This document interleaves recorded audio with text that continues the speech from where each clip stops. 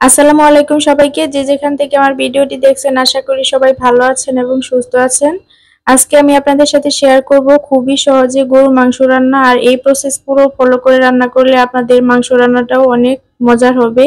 তবে আজকের মাংসটা আমি রান্না করব প্রেসার কুকারে। যাদের হাতে কম সময় থাকে তারা এই প্রসেসটি পুরো ফলো করতে পারেন। আশা করি অনেক অনেক কাজে আসবে। চলুন তাহলে পুরো প্রসেসটি দেখে নেওয়া যাক। আমি এখানে আজকে হাফ কেজি ফ্রেশ মাংস নিয়েছি। এটা জাস্ট কিছুক্ষণ আগে আনা হয়েছে। তো আমি এখানে হাড় সহ নিয়েছি। দেখতেই পাচ্ছেন মাংসটা কত ফ্রেশ। তো আমি এখন মাংসটা প্রেসার কুকারে ঢেলে নেব। এক এক করে সবগুলো মাংস আমি ভালোভাবে ধুয়ে নিয়েছি। এখন প্রেসার কুকারে দিয়ে দিচ্ছি।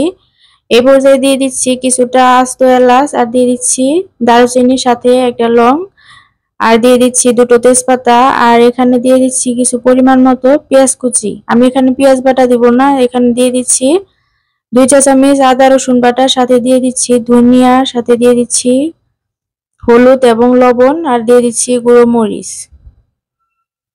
আমি এখানে হাফ কেজি মাংসের জন্য 2 চা চামচের মতো গুঁড়ো মরিচ দিয়েছি। আপনারা চাইলে এখানে কম বেশিও করে নিতে পারেন। তো এবার আমি দিয়ে দিচ্ছি পরিমাণ মতো সরিষার তেল দিয়ে এবার আমি কিছুক্ষণ সময় নিয়ে এটা হাতে ভালোভাবে মাখিয়ে নেব। আর এই পর্যায়ে আমি এখন চুলায় বসিয়ে দিচ্ছি।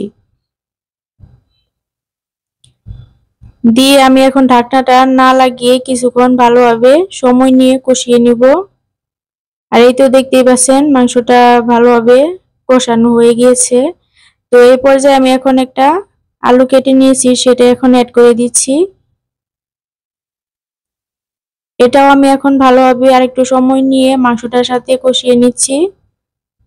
আর এই পর্যায়ে আমি এখন দিয়ে দিচ্ছি গরম মশলা বাটা।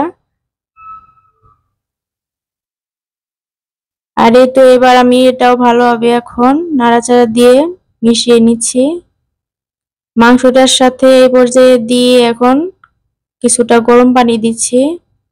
আর এখানে আমি গরম পানির পরিমাণ বেশি দেব না, কারণ প্রেসার কুকারে পানিটা থেকে যায়, তার জন্য মাংসটার যে হালকা একটু উপরে পানি ভেসে থাকবে। তো এই পর্যায়ে আমি পানি দেওয়া করে দিয়েছি, কারণ আমি যে পরিমাণ ঝোলটা রাখবো সেই পর্যায়েই পানিটা দিয়ে দিয়েছি। তো এই পর্যায়ে আমি এখন ঢাকনাটা রেখে সিটি দিয়ে নিয়েছি 5টা। এই তো দেখতেই পাচ্ছেন মাংসের কালারটা কতটা লোভনীয় হয়েছে।